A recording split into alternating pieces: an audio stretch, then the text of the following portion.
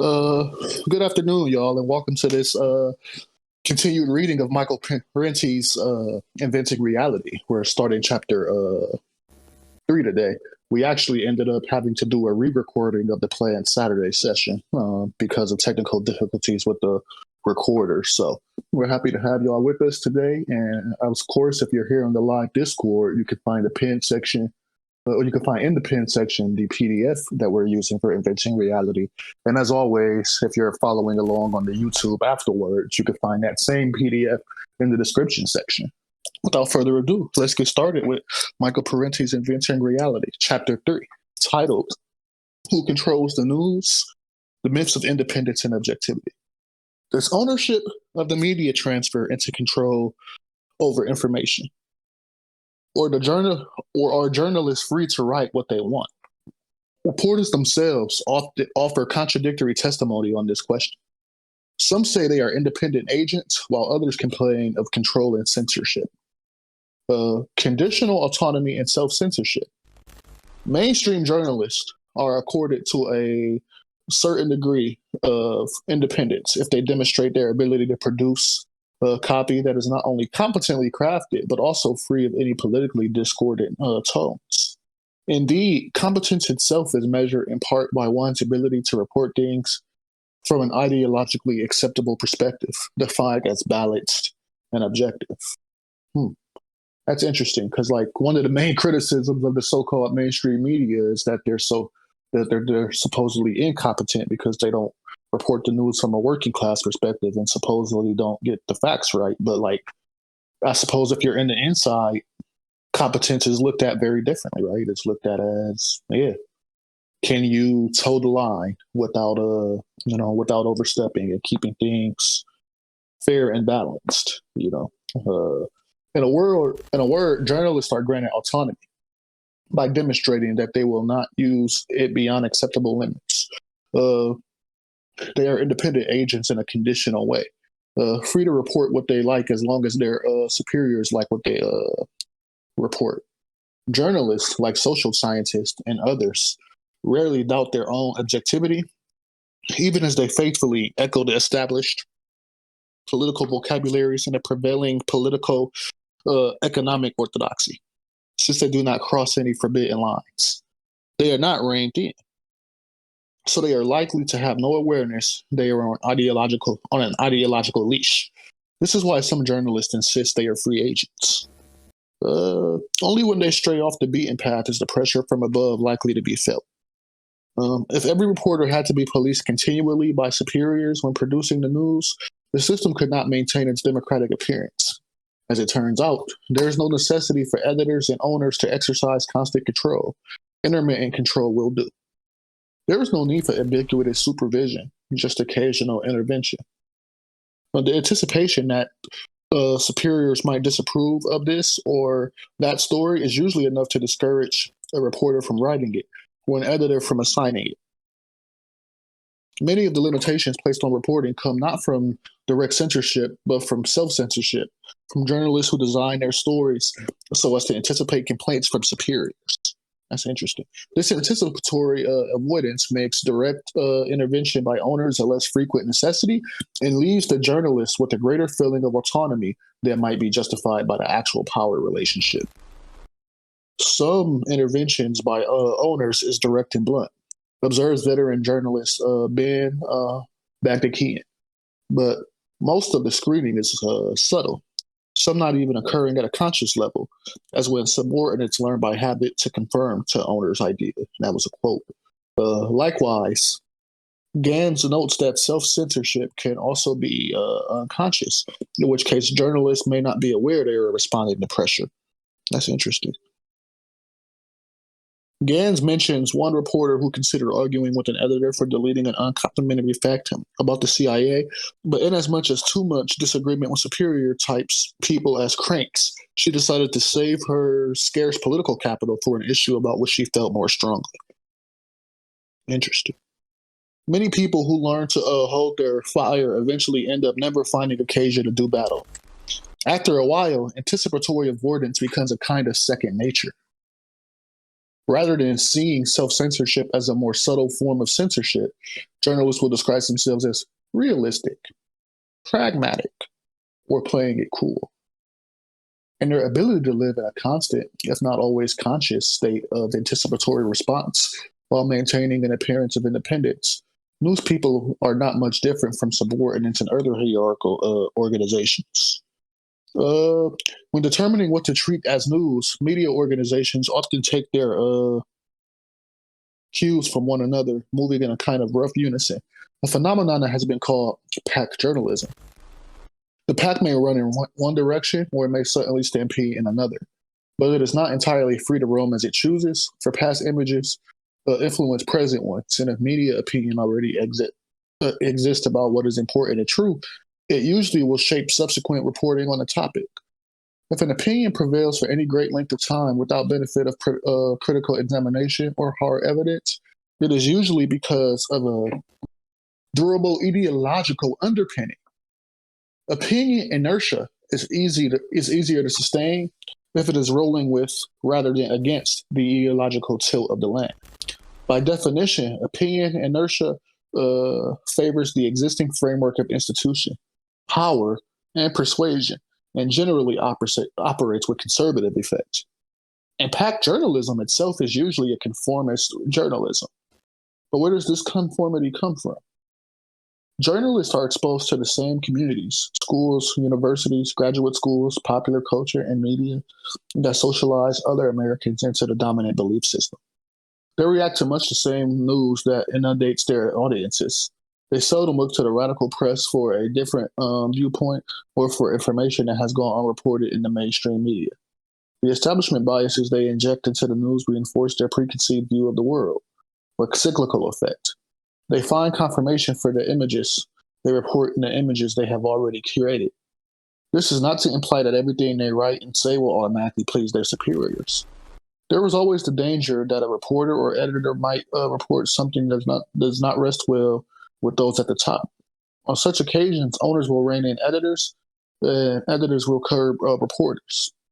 The radical writer, James Emerson, relates how, as a young reporter for the New York Post in the 1940s, he was asked by his news editors if he was disappointed in not receiving an assistant editorship that ought to have been his. Quote, I was about to say, yes, but when he spoke in the Victorian manner of his mellow mood, quote, you were not advanced, my young friend, because your political views are at variance with those held by the managers of this enterprise, and therefore not acceptable to them. He was telling me, of course, that there was still time to change my views if I had any thoughts about getting to the top. But I think we both knew what my answer had to be.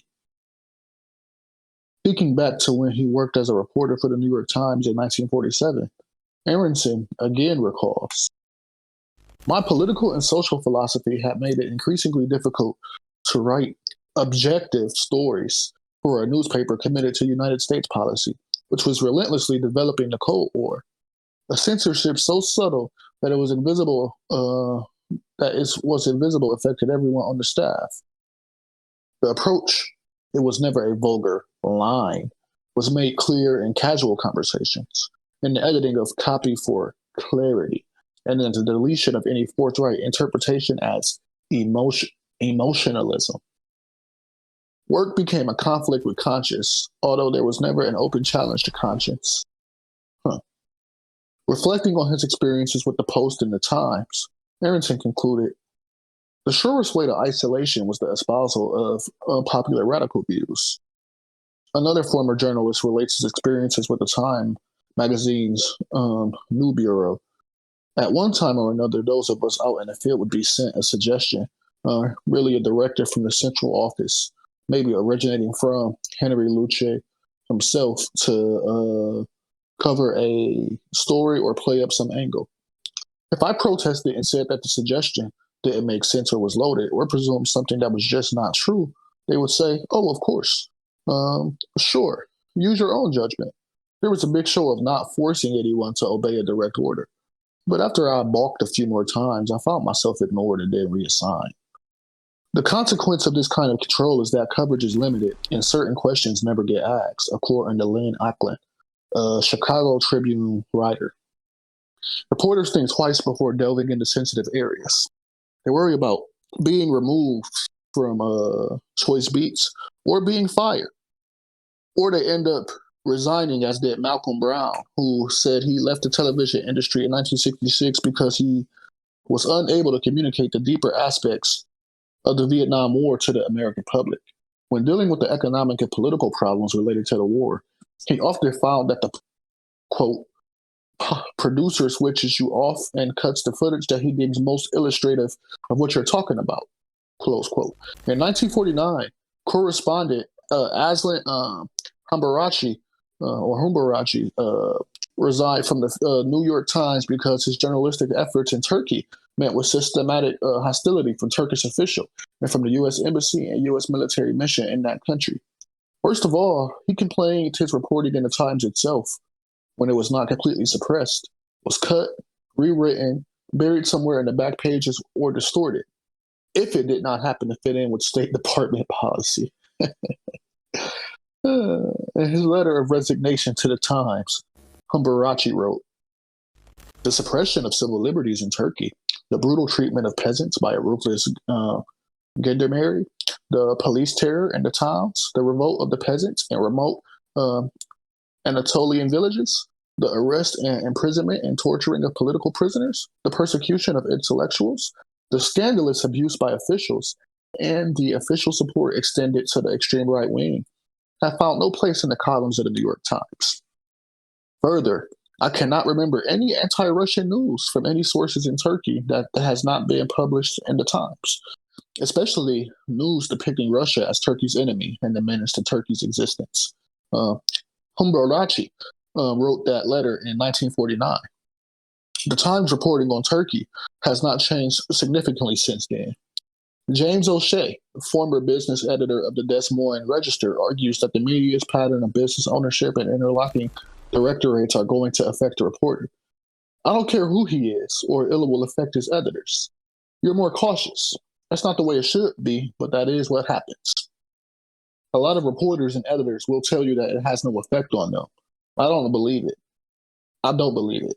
Finally, Chris Wells, a former journalist and now director of a program on business journalism at Columbia University, comments, "I dare say anyone who has been in the business for more than a few months can cite plenty of examples of editorial compromises due to pressure, real and imagined, from publishers, owners, and advertisers." So let's go ahead and pause for discussion.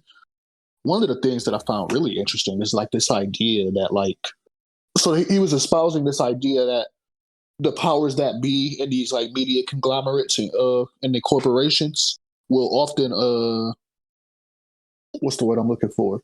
Just straight up not want to have any association with radicals, or at the very least not allow radical opinions to circulate through the organization, and as such, there's no upward mobility for people with supposed radical organization or radical opinions even. And I find that funny because at some point you got to start asking yourself, like, what even is radical? Like, obviously, communists are radical, anarchists are radical, etc.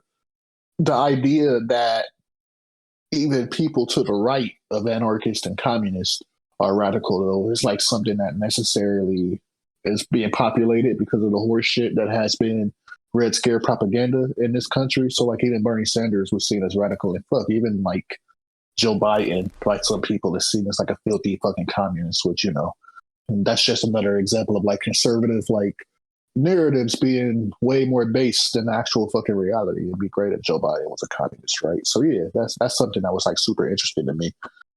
Yeah, did y'all have any thoughts on that? Yeah, something I was thinking about while you were reading this was, are you familiar with the journalist? His name is Gary Webb. Yeah, I know Gary. Yeah, Gary Webb, that's like classic, because I was reading, I think it was on page 34 or 35, where Parenti said, like, you make a negative comment about the CIA and your editor cuts it out. Like, Parenti went and ran that story, Dark Alliance, about the crack cocaine trade. Now the CIA was, kind of letting it happen. And they ruled his death in 2004 a quote-unquote suicide. But if you look at the facts, it's kind of suspicious. A lot of people think they sent someone to assassinate him. It hasn't been proven, but It's like, this guy speaks the truth. He didn't make anything up. Like, this has all been verified by the CIA's own internal investigation. But because the story was inconvenient to their agenda, they had him killed.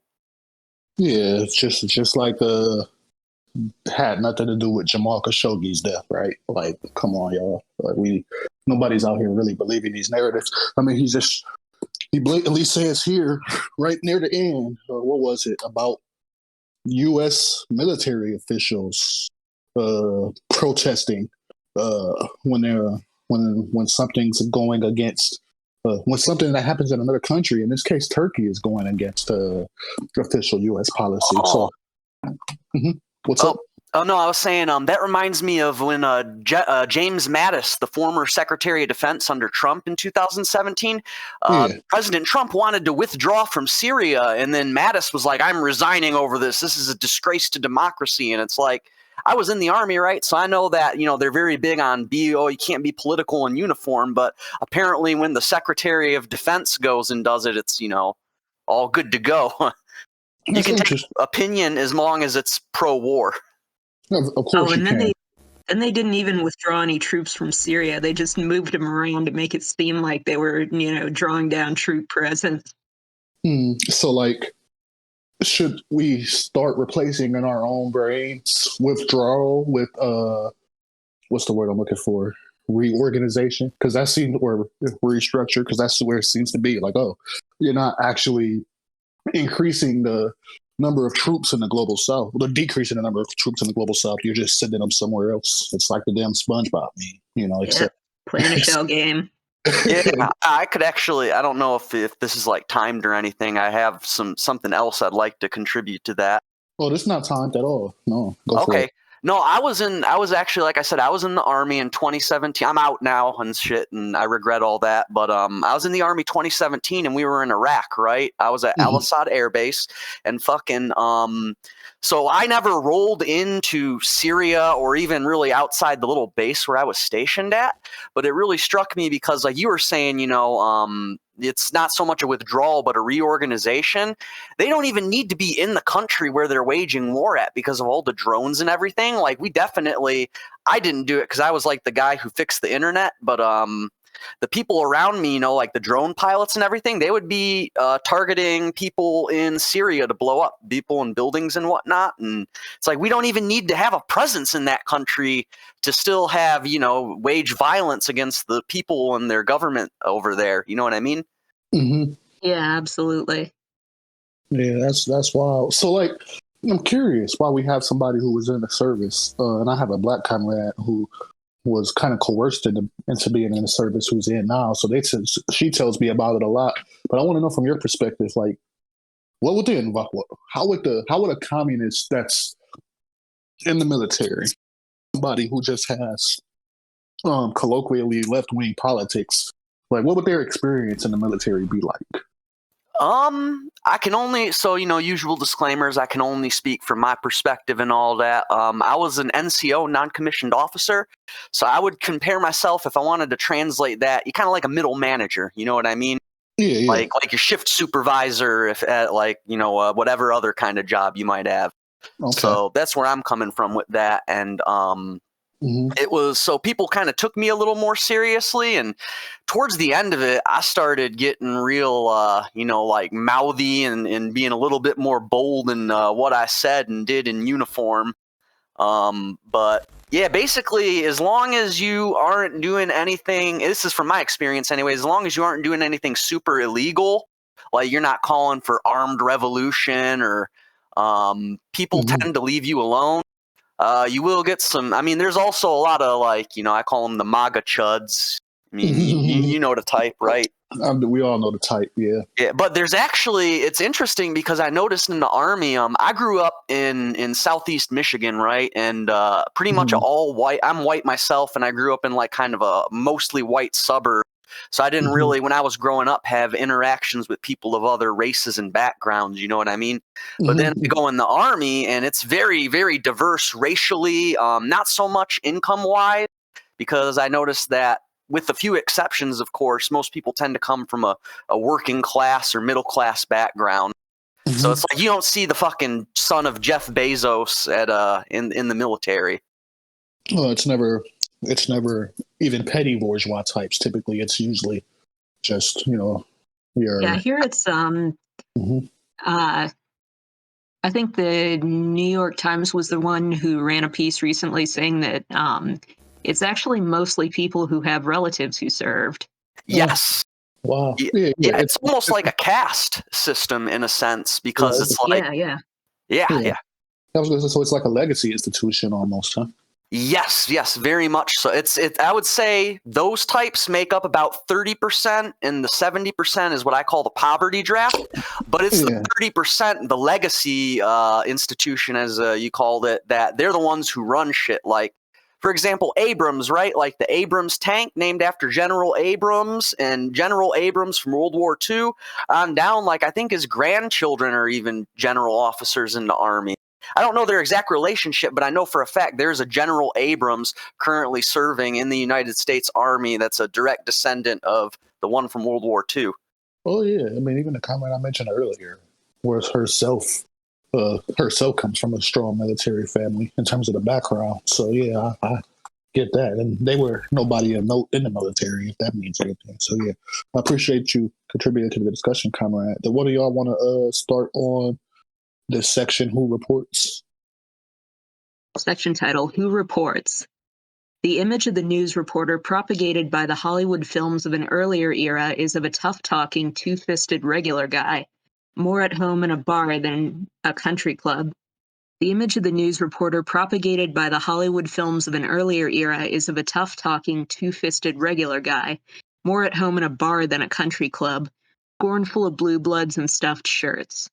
With a fedora shoved back on his head and sleeves rolled up, he gives his typewriter a furious two-finger pounding, pausing only to snap his suspenders and gulp coffee from a cardboard container, showing himself every inch the courageous investigator ready to, quote, blow this town wide open, unquote, with revelations that rock City Hall and other venal powers.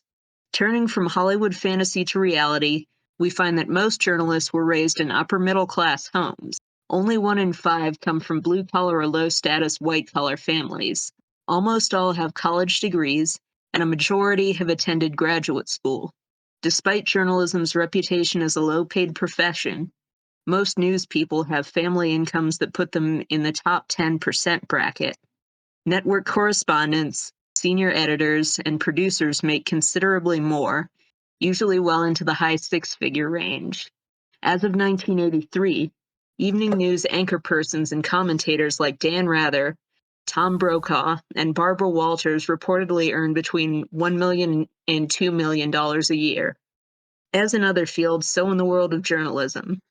Quote, knowing and pleasing the right people and coming from a prestigious background do not hurt in the competition for promotions, unquote.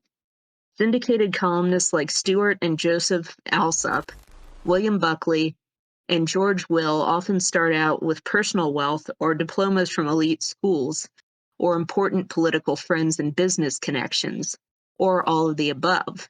The apprenticeship they serve in the lower ranks is usually a brief one, if any. Jonathan Schell's meteoric rise from college graduate to a leading New Yorker writer was helped by his Harvard background, a father who was a successful Manhattan lawyer, and a family friend, William Shawn, editor of The New Yorker. Fantastic. Benjamin Bradley's family connections with multimillionaire Eugene Meyer helped him get a reporter's job on the Washington Post, owned by Meyer, of course. And while still a young reporter, Bradley was invited into his publisher's social circle, not a usual practice, but Bradley came from quote-unquote aristocratic Northeastern stock, a family of bankers. Bradley later became Washington bureau chief of Newsweek, owned by the Grahams, and was then picked by Catherine Graham, Eugene Meyer's daughter, of course, to be managing editor of the Post. Most news people lack contact with working class people, have a low opinion of labor unions, and know very little about people outside their own social class.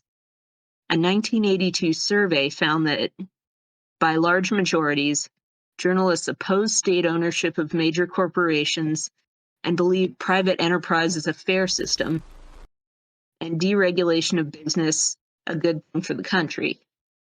Most news people, however, also are liberal in their choice of presidential candidates and in their belief that government should assist the poor and guarantee employment for all. 46% agree that American economic exploitation has contributed to third world poverty, and 50% think that the main purpose of U.S. foreign policy has been to protect American business interests, views that rarely, if ever, find their way into their news reports and commentaries. News people also tend to be liberal in their personal opinions regarding abortion, gay rights, environmental protection, and other quote-unquote cultural issues. In regard to economic and class issues, however, most journalists are educated into a worldview that supports rather than opposes the existing corporate system. Most journalism schools offer politically conventional curricula under the name of quote-unquote objectivity and quote-unquote professionalism. A journalist student can easily go through an entire program without ever raising critical questions about how and why the capitalist economic system functions and malfunctions as it does. Corporations and foundations have endowed journalism schools with courses and programs designed to make news people, quote unquote, more understanding of the business viewpoint. For most journalists who have only a feeble grasp of economics, such programs influence their perceptions. Numerous conservative think tanks like the American Enterprise Institute and the Hoover Institute send pamphlets, expert reports, and other publications to news people across the nation, alerting them to the harmful effects of government regulations, corporate taxes, and labor unions, and making a case for bigger defense spending, a stronger national security state, and a more militant foreign policy. Even if this flood of material does not win the hearts and minds of all journalists, it is read by many and regularly referred to in their stories and news analyses.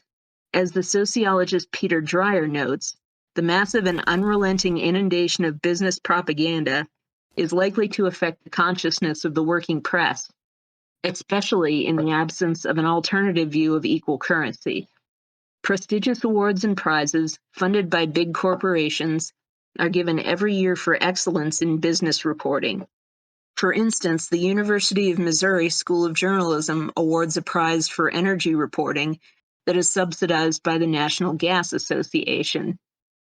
And the Media Awards for Economic Understanding, which in one year received 1,400 entries from journalists, is supported by Champion International Corporation. The Bagehot Fellowship, quote, an intensive program of study at Columbia University for journalists interested in improving their understanding of economics, business, and finance, unquote, has featured such guest speakers as Paul Volcker, head of the Federal Reserve System, Donald Reagan, formerly Secretary of the Treasury and subsequently Chief of Staff to President Reagan, financier Felix Rohatyn, and David Rockefeller. Since editors are inclined to judge and promote reporters according to the number of awards they win, there is no shortage of eager journalistic applicants. These corporate-backed awards and training programs help to, quote, shape the kinds of stories journalists pursue and the kinds of standards that editors recognize, unquote. Business corporations offer other more familiar enticements, such as dinners, parties, gifts, and free trips to luxury hotels for quote-unquote conferences that boost the wonders of this or that industry. Peter Dreyer notes that news people claim they are free to write whatever they please about these junkets, but few ever produce critical reports. Most newspaper sections, such as food, auto, real estate, travel, fashion, sports, and business, offer little more than puffery and promotional copy, with stories initiated by business, written by sympathetic reporters, and rewarded with advertising revenue, observes Dreyer. Persons of almost any political persuasion can get jobs at the lower entry ranks of journalism, unless they have gained some notoriety as radicals or have other credentials that markedly indicate political deviancy. The process of selection becomes more ideologically exacting the higher one goes up the communication hierarchy. Above the ordinary reporters stand the more prominent and influential columnists and commentators, who are drawn from that portion of the spectrum ranging from arch-conservative to mildly liberal. Quote, from the ideological point of view, unquote, observes Noam Chomsky, the mass media are almost 100% state capitalist. Here in the United States, there is an astonishing degree of ideological uniformity for such a complex country. Not a single socialist voice in the mass media, not even a timid one. Perhaps there are some marginal exceptions, but I cannot think of any offhand. Gee, what a surprise there. I know, right? If there's even one socialist in the mainstream media, I would be shocked. What were you going to say, Zoe? Oh, no, we're at the end of the section, so let's pause for discussion.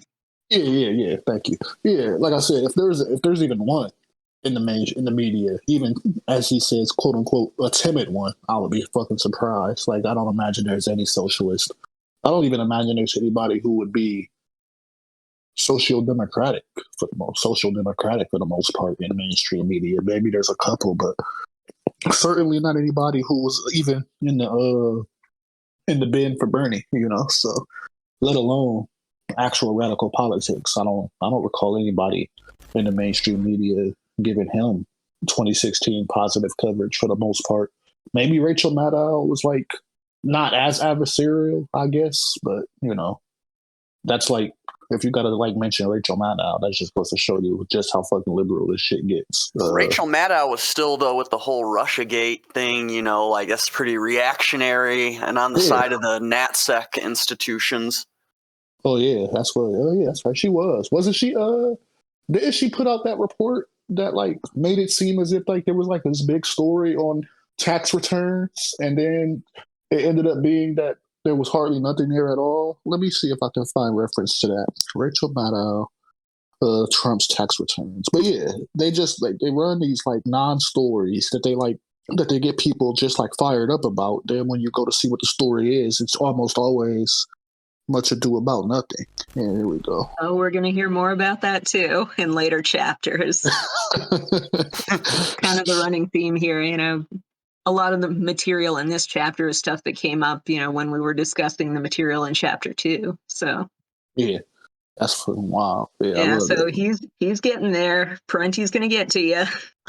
Just hang on. Good shit. Did you have any thoughts on this section, Justin? Yeah. I'm getting a sticky note here on my computer as we read through it. So I was thinking about the class background of journalists, kind of to hop back to the beginning of this section, right? Mm-hmm. And I'm thinking about the relationship between, and this is more generally, but it applies to this specifically, right? Is thinking about the relationship and the dialectic between like time and social class, right? So you might ask yourself, why is it under capitalism that, what's the reason that journalists tend to come from these class backgrounds? Well, there's the obvious reason, if you can, if your class is cemented in the position of journalist, then you shape the broader ideological superstructure, like the discourse, so to speak, and then that reinforces itself. But there's also like, I think historically speaking, people that are closer to the ruling class end of the spectrum, so like the petit bourgeois that he's talking about here, they have more money, therefore they have more free time to think about these sorts of things, whereas a person of a working class background, especially nowadays, might be having to work 2-3 jobs at minimum wage. I mean, I know I've done that before, where I would go overnights to work for, it was called Regis, right, is what we called it, RGIS, doing inventory at like stores, which I could get into that. That is like, that's another story. But I did that at night, and then during the day I would go sleep in my car for a couple hours, get a few hours of rest, and then get back up and drive to a school to be a substitute teacher, and that's this was like a decade or so ago, but I didn't have time to think about this kind of stuff because I was working so much. So I just kind of wanted to bring, that's kind of what listening and reading this kind of made me think about. That's a good point. Did you have a reply to that, Zoe?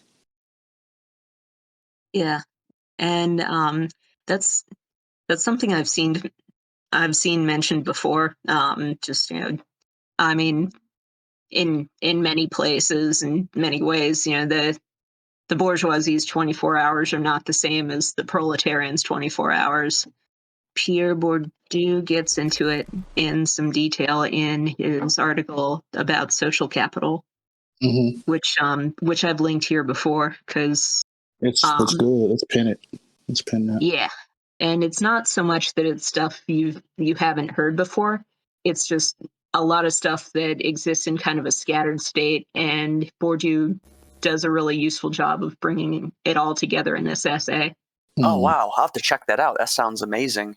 Yeah, it is. Yeah, and he even brings up the contradiction that's inherent to the labor aristocracy, which is that, if you look at them from the perspective of having to sell their labor, they're members of the exploited class. But on the other hand, you can view them as possessors of social capital in the form of, their education and that kind of thing. So in that sense, they could also be viewed potentially as members of the exploiter class. So that's their contradiction that has to be dealt with one way or another. That's a really good point. I was like taking a look at some of these names, Volcker and Reagan and Rohatyn and David Rockefeller, and I'm just like, Jesus fucking Christ! Like, you want to talk about like the so-called elite? Like, it's like the elite is always like this like vague, terminology that like gets used in like left circles that doesn't actually give you any like conjure up any images of like anybody specific. It's just like this almost secret society force. It kind of feels like, but like when Parenti like lays it out here, I'm like, oh, Reagan, former Reagan, that's how he pronounce it, former Secretary of the Treasury and Chief of Staff to Reagan himself, Rohatyn, financier, Rockefeller, etc. It's like, the elite is just this like abstract conceptualization of like shady powers that be, but like a real like real people who like are inside like real institutions who are like shaping public opinion on any number of things, from finance, capital, to the defense, to even the way we interact with media, and like how we even think about the so-called concept of free speech. So I found that really interesting. Yeah, and even back in 1986, when this edition was, first published, Rupert Murdoch still had its greasy paws all over everything. Yeah, and probably 30 years before that too. Shit, that motherfucker's been around how long now? He's like 95. He's one of those revenants like Henry Kissinger. Yeah, Jesus Christ, is eating the hearts of children and shit to sustain himself. I don't know, Rupert Murdoch or Kissinger, who's going to get the bigger response on the left when, they eventually croak. Put your bets here. I'm going to put my money on Kissinger, but it'll be close. I personally got my money on Mr. Kissinger as well. There you go. All right, Justin, did you want to go ahead and get us started on a chain of command, editors, producers, and owners? All right, so I got a chain of command, editors, producers, and owners. Actual responsibility for daily or weekly news production rests not with reporters, but with the managing newspaper editors and the radio and television producers. Without having to answer to reporters, they can cut, rewrite, or kill any story they choose, subject only to, quote, the advice, consent, and final review, unquote, of their executive superiors. And then it says there's a footnote here. I don't have that here, though. I can read that later. Anyways, the top news executives meet on a weekly or sometimes daily basis with editors and producers in order to keep tabs on story selection. News and corporate executives, quote, have virtually unlimited power and can suggest, select, and veto stories whenever they choose. But because they have other duties and because they are expected to abide by the corporate division of labor, ellipses, ... they do not exercise their power on a day-to-day basis, end quote, footnote 27. Nor do they need to, since editors and producers are likely to do what their superiors want anyways. As one editor told Gans, I'm not sure if that's how you pronounce this person's name, quote, it is not what the executive will do or will veto, but what we expect that he will do or veto, that's his influence, end quote. That's... Daily censorship is made unnecessary by the anticipatory responses of self-censorship. Quote, there are hundreds of dailies, quote, end quote, concludes Begdikian. I'm not sure you pronounce that. You got it. Okay. Yeah.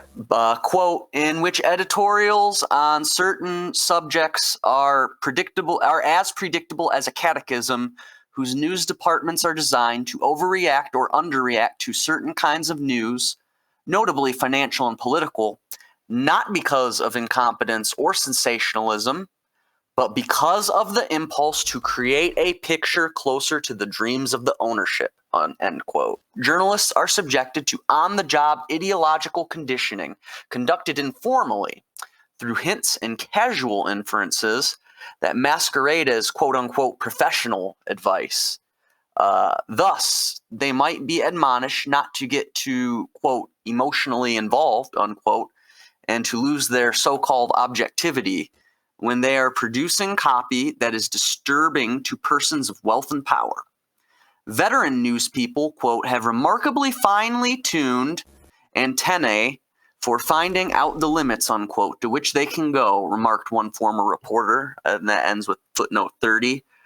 Some intervention by owners is direct and blunt, writes Begdikian, but most of the screening is subtle, some not even occurring at a conscious level, as when subordinates learn by habit to conform to owners' ideas. When Washington Post editorial writer Roger Wilkins, which this is me inserting my own note, but let's keep in mind now the Washington Post is owned by none other than one Mr. Jeffrey Bezos, wealthiest man in the world. But anyways, when Washington Post editorial writer Roger Wilkins once asked Meg Greenfield, then deputy editor of the Post editorial page, about a particularly controversial subject, she said, I don't know much. I'm like you.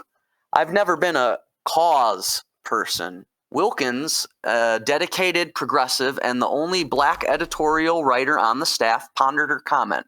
This is like an extended quote here. It says, that was either a serious misreading of me, or Meg was gently instructing me in the preferred approach to the work at hand.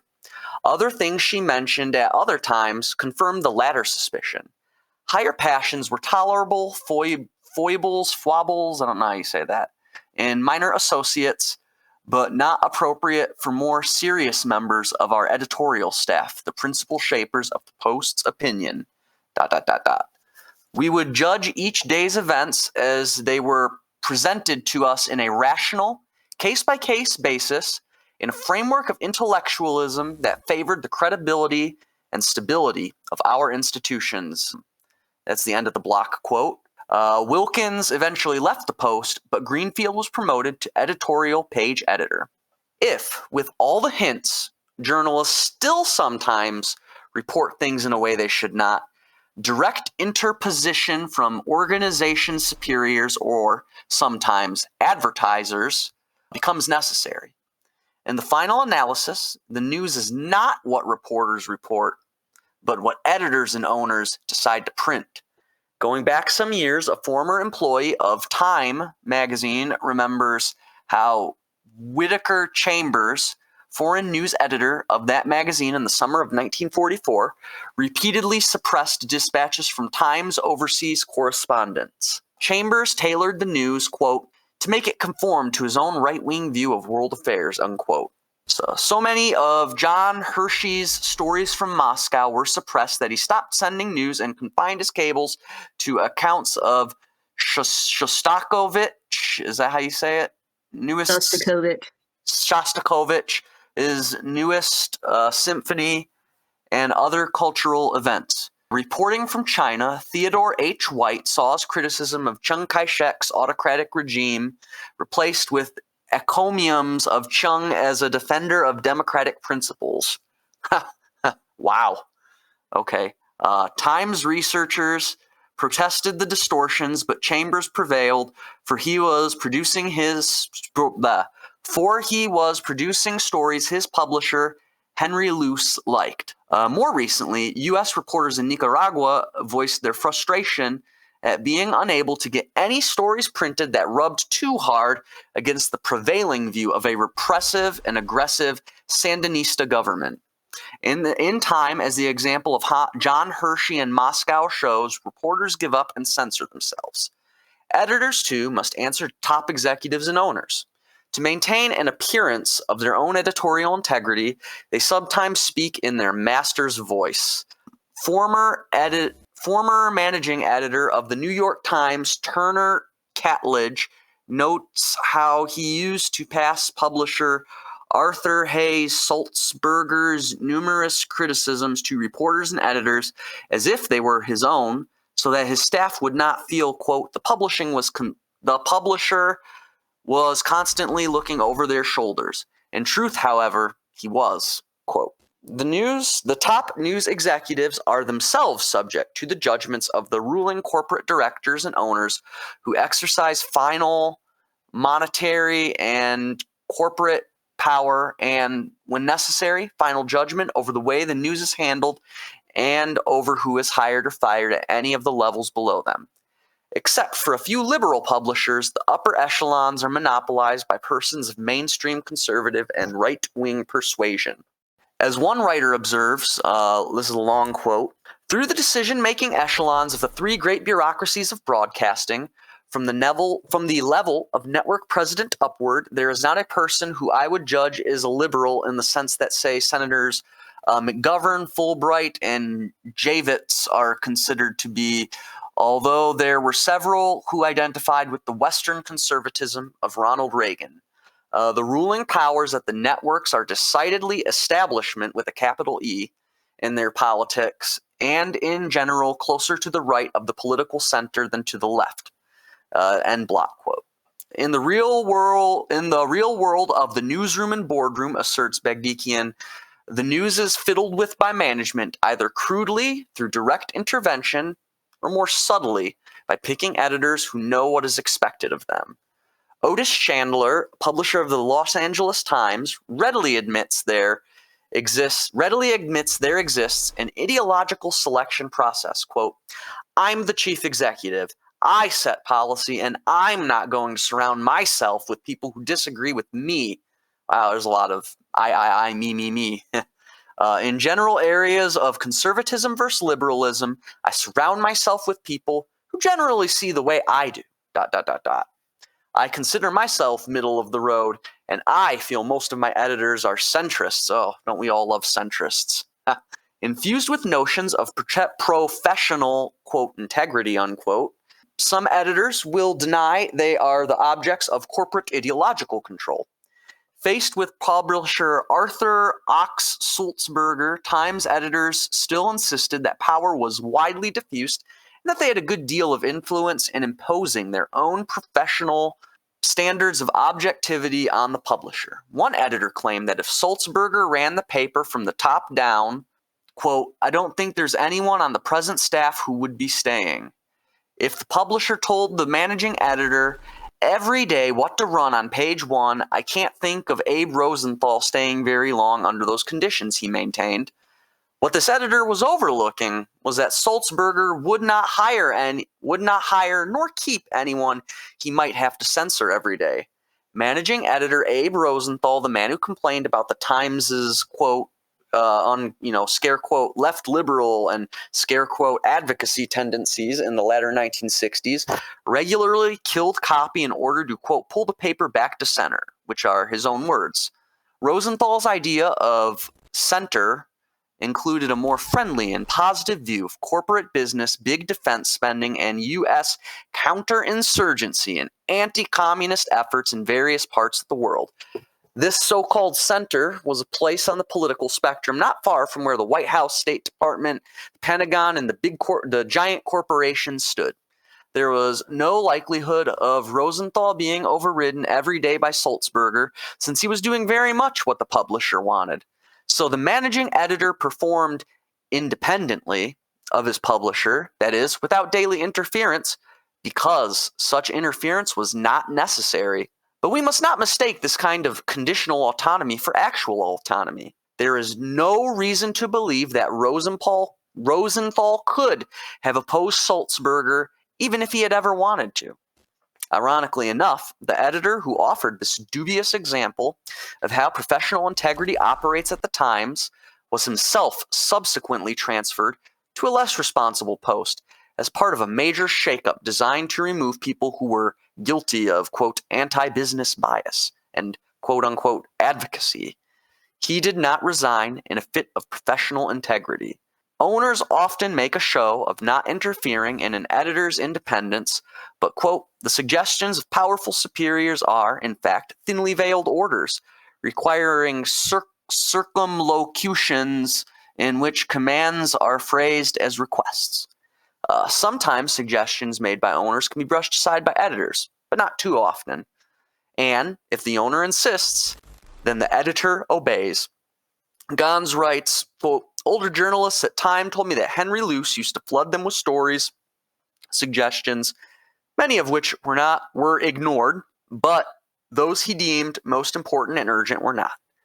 If an editor proves recalcitrant, the owner's velvet glove comes off. In the early 1950s, Joseph Pulitzer, publisher of the St. Louis Post-Dispatch, decided that his liberal editors were being too critical of the anti-communist escapades of Senator Joseph McCarthy. Wow. Wow, okay. Eventually, Pulitzer's urgent requests, says here in parentheses, please, please, please lay off the McCarthy hearings, end parentheses, were replaced by a direct and final command that silenced his editors. Quote, I must ask that the words McCarthy or McCarthyism or any oblique reference to either shall not appear on the editorial page without my specific approval in the issues of December 7, 8, 9, 10, 11, and 12. Wow. Wow, I feel we'll have some discussion about that one. Indeed. Yeah. H.B. DuPont and his associates, owners of the Wilmington, Delaware Morning News and Evening Journal, issued these memoranda to their editors on an editorial praising President Kennedy's Supreme Court appointments. Why should we devote space to one who is an enemy of private enterprise and the capitalistic system? When one DuPont executive objected to running a letter to the editor signed by 64 University of Delaware students favoring integration, the editors asked if they should close the column to all letters from students. His answer was yes. Reporters and researchers gather information and compile files. Writers read the files and construct highly stylized prose. Senior editors edit and frequently rewrite the writer's version.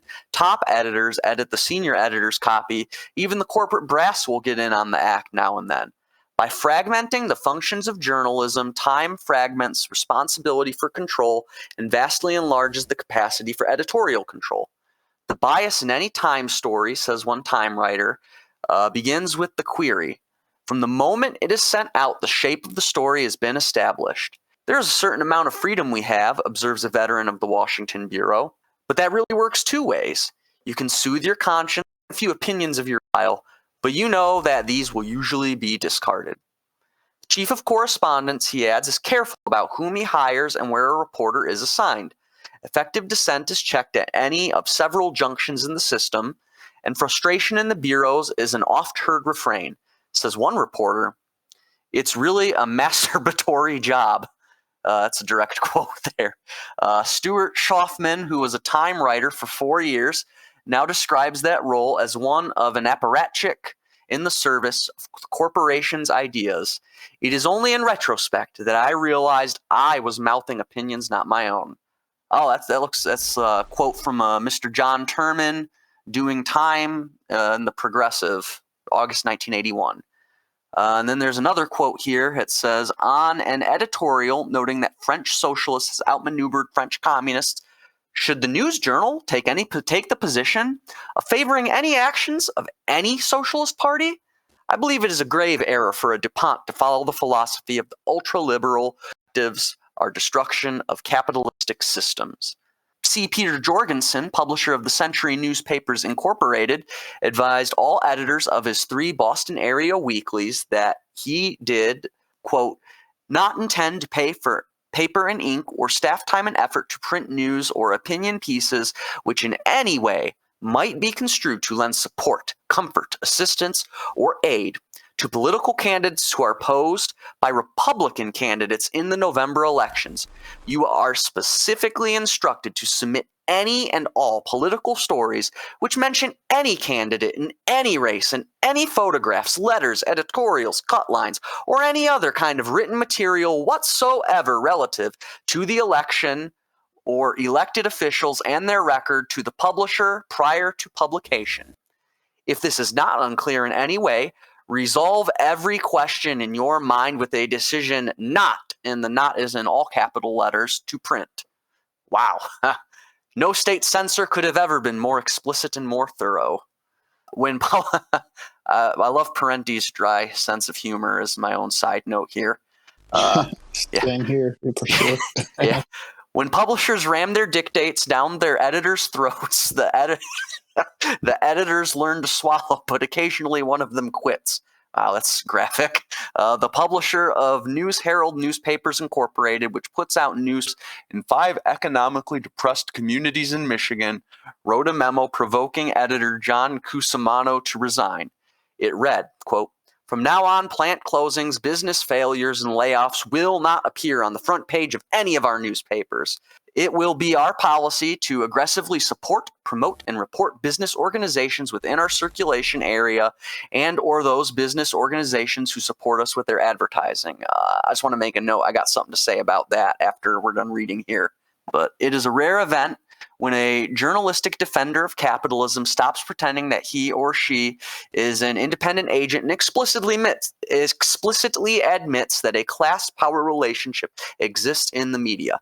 In 1983, a conservative columnist for the Washington Post, James Kilpatrick, did just that in regard to a controversy at Howard University.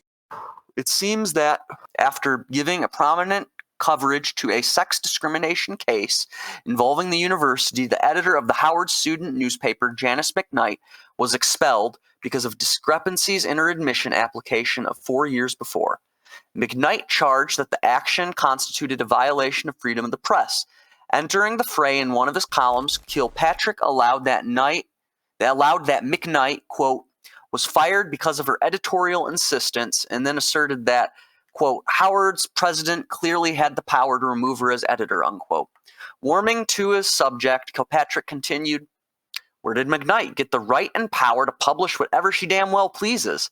The answer is nowhere. The Hilltop is not her paper. She has invested not a dime in its cost of publication. Like every other student editor, she is here today and gone tomorrow. I was for 17 years editor of a major newspaper, but I never had the slightest misapprehension of any free press rights, so-called. My publisher, in his gentle way, said that we ought to think a while before running one of my fire-eating editorials. That was it. The piece didn't run. It was his paper, not mine. If student journalists want unabridged freedom of the press, their course of action is clear. Let them buy their press and move off campus. Until that happens, let them grow up to what life in the real world is all about." Whew! That's a hot quote right there. Yeah, we're going to talk about that in a second. Yeah.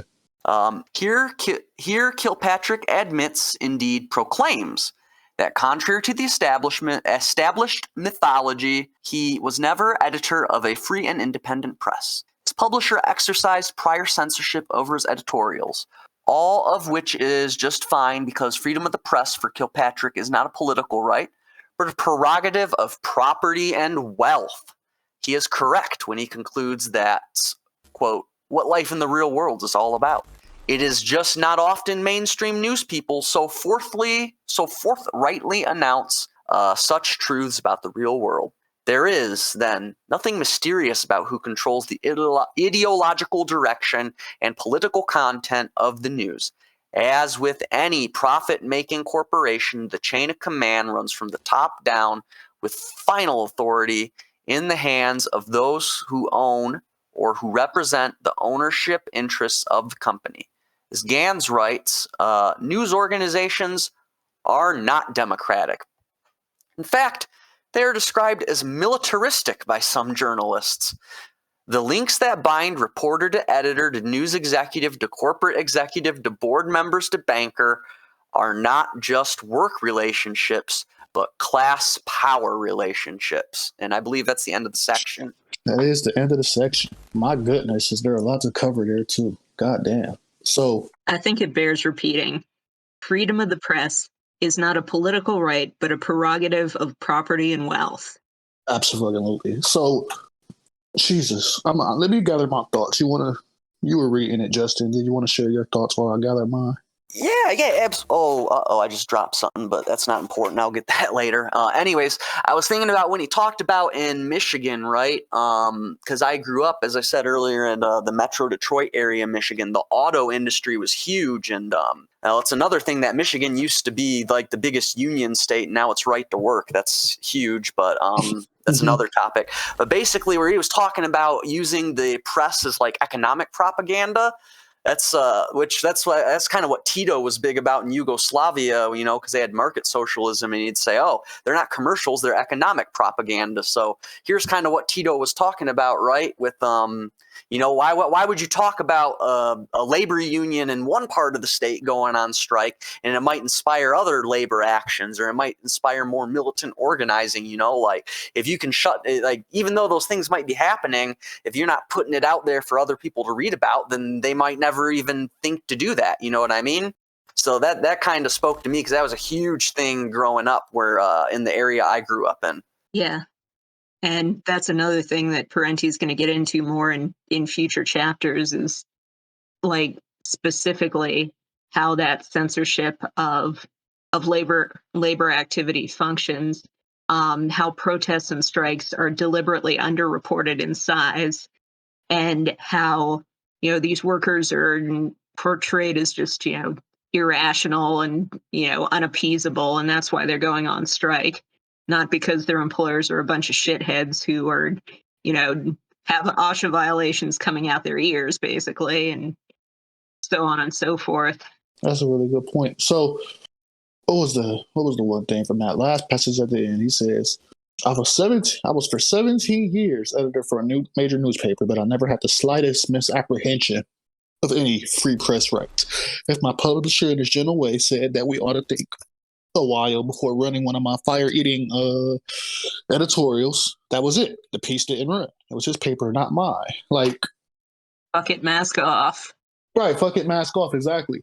Like, these people aren't even under the illusion that the process is meant to be objective and or even democratic in any way. It's and you can almost see that they're like concerns about like authoritarianism, from like when they were complaining about like Trump's so-called assault on the media was really projection when you look at it from the perspective of they quite literally run their media enterprises in a way that necessarily like suppresses what they want to get out. Obviously what Trump was doing was controversial and not he wasn't doing it for the right reasons, but the idea that like Trump was the only one guilty of trying to suppress the media in any way, it doesn't even necessarily seem to hold up to like how they run their own damn enterprises from the inside. And that's to say nothing of how the White House under Obama crushed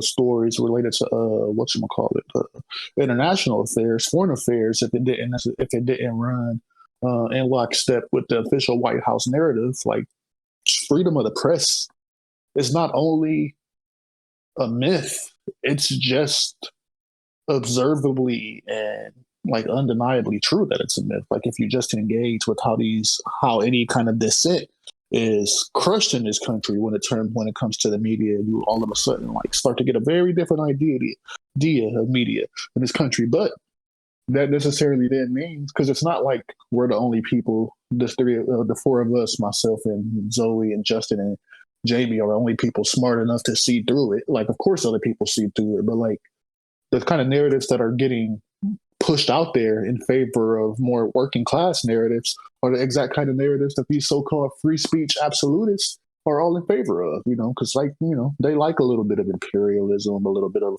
colonialism, a little bit of war. Like, these people necessarily stand to gain. I mean, for fuck's sake, what were some of those names that were being mentioned earlier? The kind of people who benefit off of things staying the same. So of course, they are gonna go ahead and try to make sure that there is like no dissent going on from inside these corporations, and that no anti-war, anti-imperialist, anti-colonial, pro-revolution pieces are like ever going to get run. So I mean, it probably then stands to reason why radical like newspapers and like the global South end up doing pretty fucking well for themselves, because Jesus fucking Christ, those are the ones promoting working class narratives. No wonder why they have a little bit of success. Another thing Parenti gets into later is that the words of establishment politicians tend to be reported on completely uncritically and as though they're a priori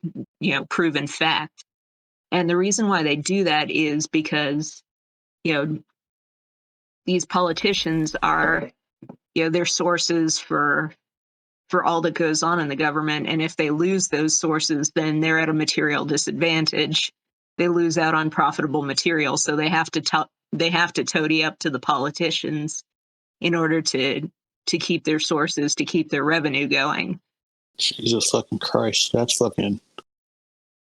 awful. Yeah, something that struck. Oh, no, I'm sorry, I didn't mean to cut you off there. No worries.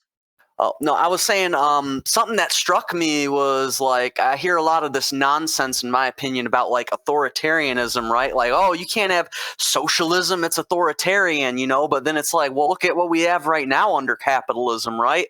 Like, either way, it's a dictatorship, It's like, are we going to have the bourgeois dictating our news to us? Or do we want to have like a proletarian working class perspective, like it. Yeah, exactly. I mean, that's all that needs to be said.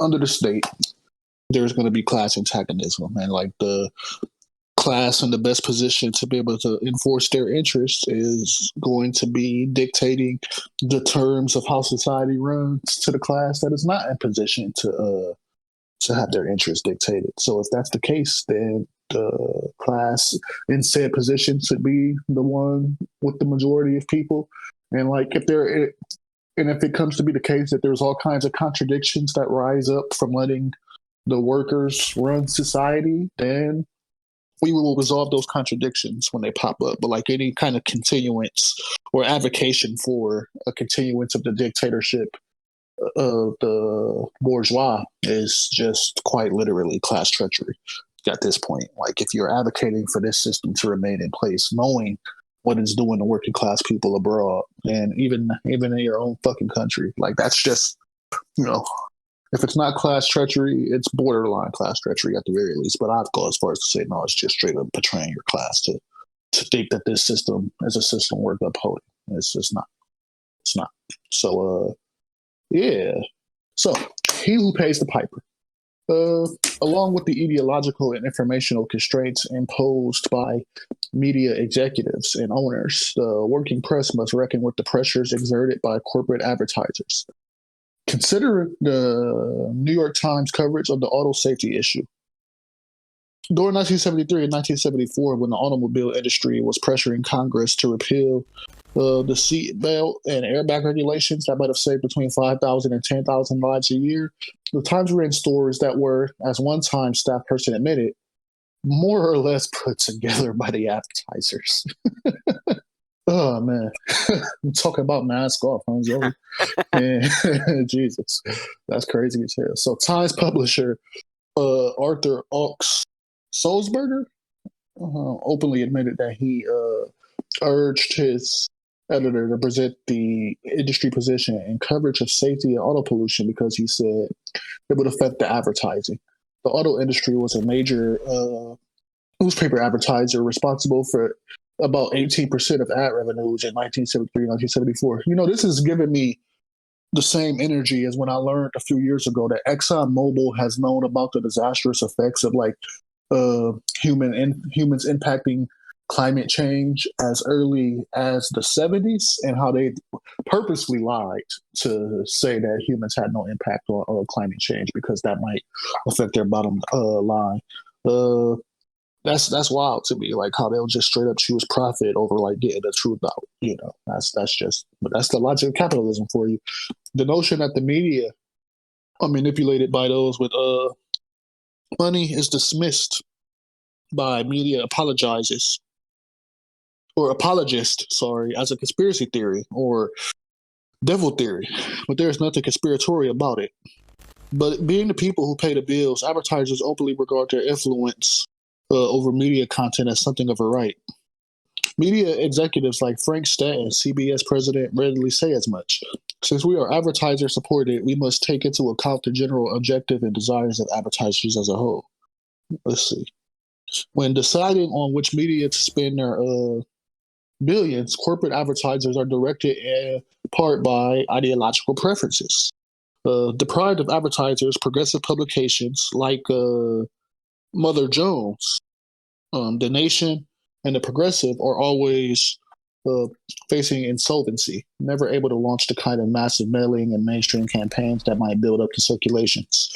Needless to say, it's the corporate systems, journalist defenders, and apologists, not its critics, who attract the moneyed advertisers. And I posted an article in the chat from the Scientific American from 2015 that talks about how at that time Exxon had knew about climate change almost 40 years prior to the publication of the article. So y'all can check that out if y'all want to, and I'll make sure it makes it to the YouTube description. On the power of advertiser, Todd Gitlin writes, the knowledge of who pays the bills can't be dispelled, even though it doesn't always rise to consciousness. Networks executives internalize the desires of advertisers.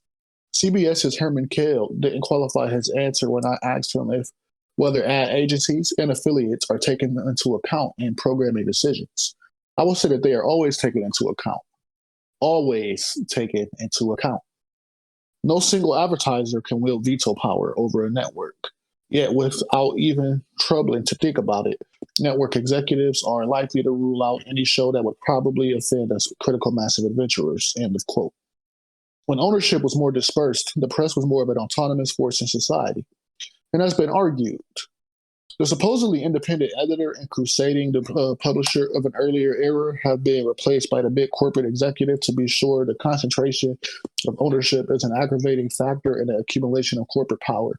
But the business class also does quite well under decentralized media ownership. The locally owned media are vulnerable to the pressures of advertisers and other business interests. More important than the degree of owner concentration is the class nature of the ownership. Les Brown's observations about local television station owners holds for local radio and newspaper owners as well. Many of the stations are owned by persons of hard right-wing bias who are pillars of the local power structure and who believe their public service obligations to be met by promoting love for the flag.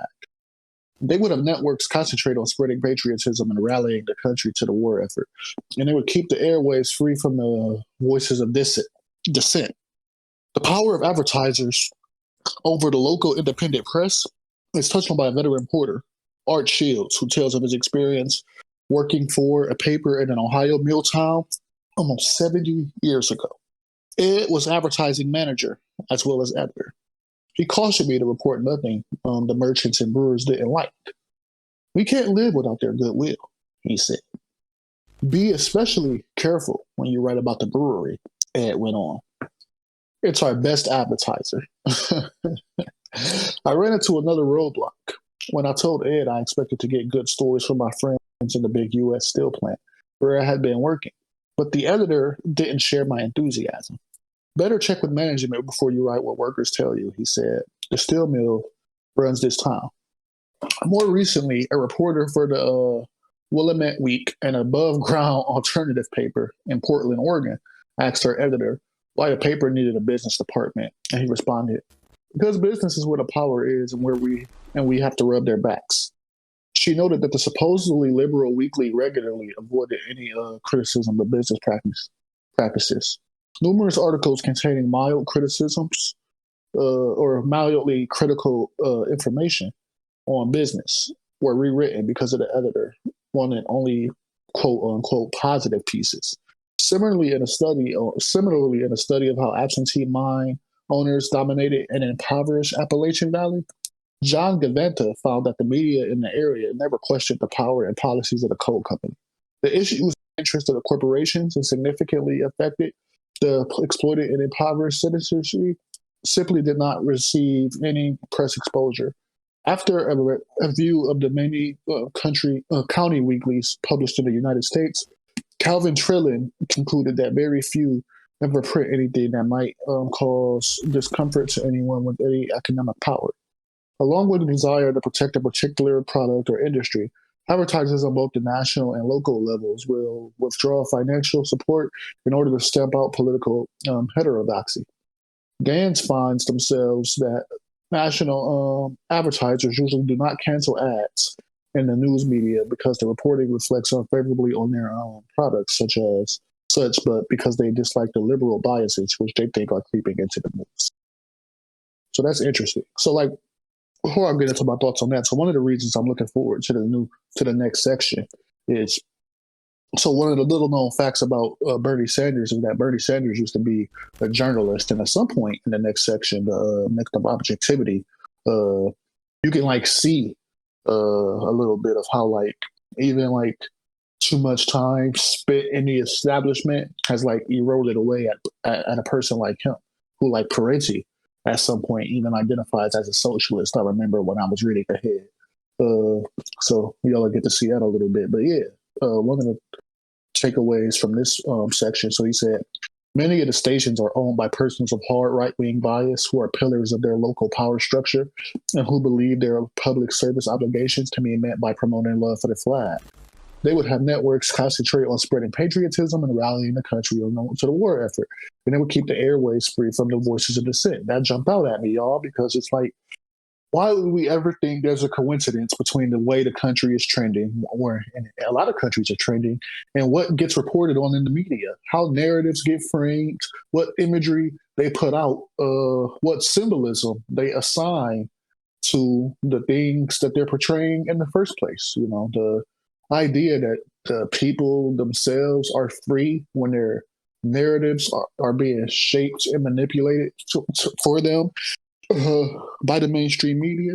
It's just absolute horseshit. It's a totally anti-materialist perspective on how media even operates and what its role in public opinion is. So did anybody else have any thoughts on this section? So when we get to Make-Believe Media, which is the next book we're doing after this, this material will come up again. Like, you'll see there's a section in there also about how advertisers on, television shows, like, like soap operas and, other serialized formats like that, like how advertisers can just completely kill off an entire plot line, basically unilaterally, because, it's pro-labor or it says something they don't like, or, stuff like that. So you will see this material again. Yeah, I can't wait to start Make-Believe Media. That's probably just as powerful a book as Inventing Reality is. So, did you have anything that you want to share before we go ahead and wrap up, Justin? Oh, no, I'm good. I actually got sidetracked here a little bit, so I'm still listening. But yeah, I don't got anything else to say for now. I appreciate that, comrade. Well, yeah, y'all. This wraps up the first 4 sections of Michael Parenti's Inventing Reality, Chapter 3. We'll be continuing at our normal time slot for the time being with the remaining sections of Chapter 3 on Saturday. Of course, there's Walter Rodney tomorrow, and in terms of how Europe underdeveloped Africa, and there's Neo-colonialism to look forward to tonight, and Women, Race, and Class to look forward to on Wednesday. So definitely join us for that. Other than that, comrades, thank y'all for joining us. Y'all know I love y'all. Solidarity always. And we will continue this journey of learning together in the coming days. Y'all take care.